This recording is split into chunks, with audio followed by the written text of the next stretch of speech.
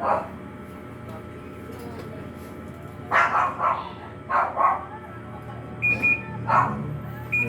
good day guys, no? Ito, may check na naman tayo na Panasonic automatic washing machine. Yan ang error niya, U12 error. Yan, marami na tayong na-upload nito ng mga U12, no? Pero ito sa mga non-inverter to na Panasonic. Ang gawin natin, kalasin natin yung top cover, tapos ilihis lang natin ng ganito para access tayo dyan sa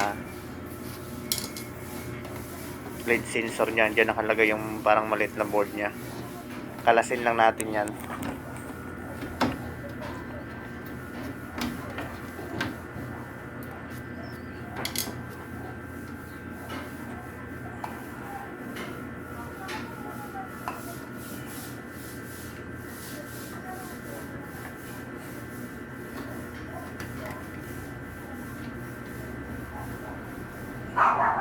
Tapos yung lead sensor niya dyan, yung maliit na board, nakascrew dyan na maliit.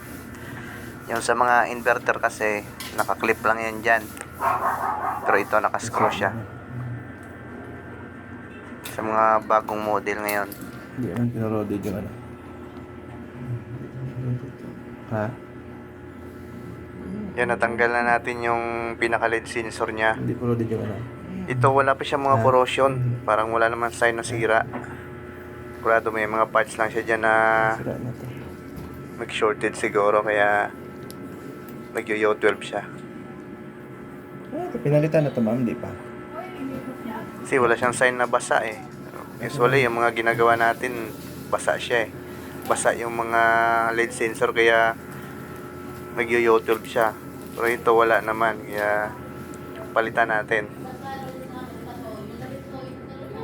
Yung mga ipapalit natin pala, mga walang cover diyan, lagyan natin siya ng glue, yung stick glue.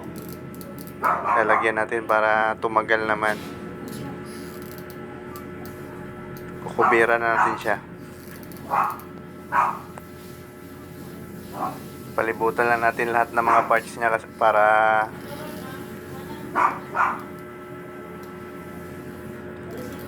protected by protection siya sa mga moisture. Yan, nabalutan na natin.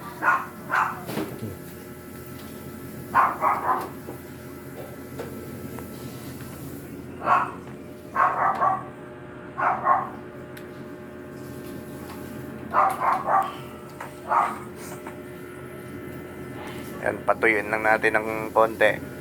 Tapos ibalik na natin yan.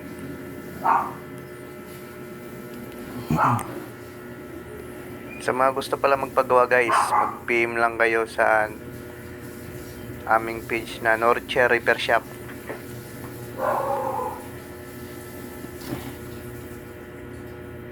Yung location pala ng shop namin, Santa Rosa, Laguna. Kaya sa mga gusto magpagawa, nakakaabot kami hanggang Cavite, Batangas, mga malapit lang, mga Maynila, Metro Maynila. Lang siyang pinaroded no? Mag-PM lang kayo guys para sa mga schedule, sa mga price. Kung magkano yung service fee namin sa lugar, sa inyong mga lugar.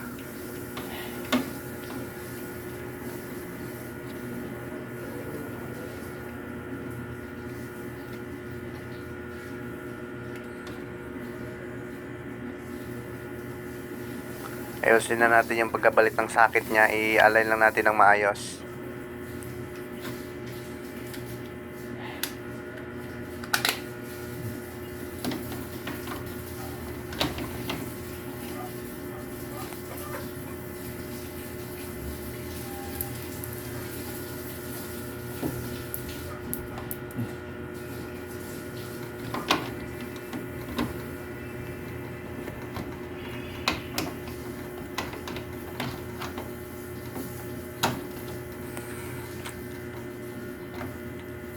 So hindi pa pala nakasubscribe guys, mag-subscribe na rin kayo guys sa YouTube channel natin.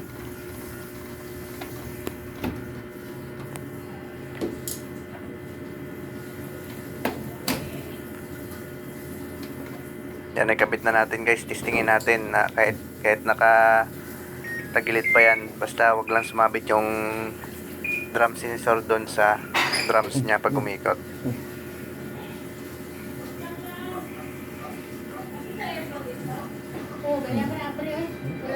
Yan guys, umikot na siya guys. So, busted talaga yung isa na yon. Sira talaga yon. Ay naman. Okay na. Under na. Daan ng H2. U12. Okay, fix mo.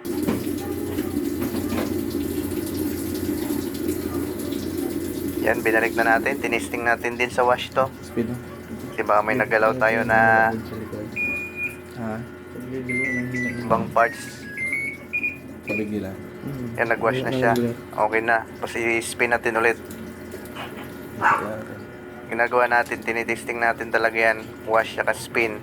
Pag may ginawa tayo sa isang washing kasi para sigurado. Kasi malayo din ito. Para walang back job. Muntinlupa din ito guys, yung sinerbisa namin.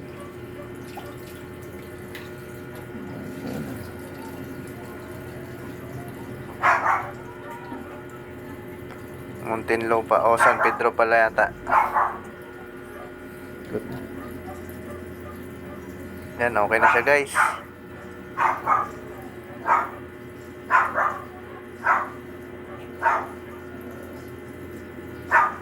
Okay, maraming salamat sa panonood.